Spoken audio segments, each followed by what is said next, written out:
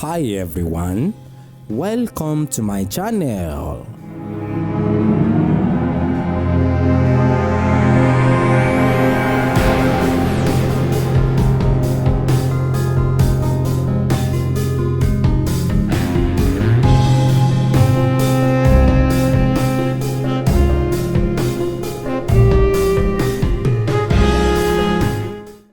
Eriwo ìyá ọmọ arúnmọlẹ̀ ẹ ǹlẹ́ o.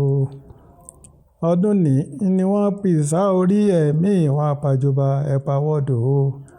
Bọ́ bá di ọdún mẹ́ta òní lároko dédìí ìrókò agúnregejége èèyàn tó bá ní jòrúkọ pínní sí alẹ́ àná. Olúwa rẹ̀ ní bá ní jàgbò tọrọ wo wàkàwàkà tọ́kádún mẹ́ta bá fàṣẹ̀ṣe tí so lórí orò láyé. Abùfàṣẹ̀ṣe tí so lórí orò ní wàrún. Ìyá ẹni àṣẹ̀ṣe ẹni ni, bàbá ẹni àṣẹ̀ṣe ẹni ni, orí ẹni àṣẹ̀ṣe ẹni ni, ike ẹni àṣẹ̀ṣe ẹni, àṣẹ̀ṣe mójúbà tó sáwó ògbèyọ́nú. Eriwo ìyá ọmọ arúnmọlẹ̀ ẹ ǹlẹ́ o.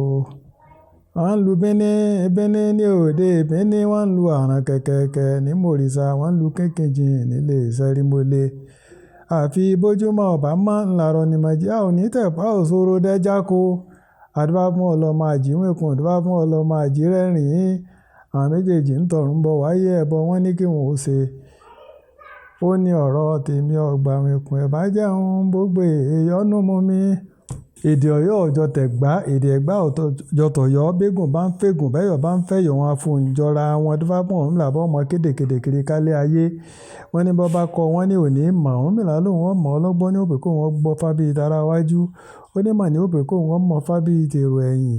Ó ní bí àkọ̀sùnmọ̀ bàbá kọlà lẹ́yìn gbangba ní dénú ọmọ rẹ̀. Ó ní oníyẹyẹ ní òpè kí gbogbo tí a bá ń wí ọmọ ayé mi.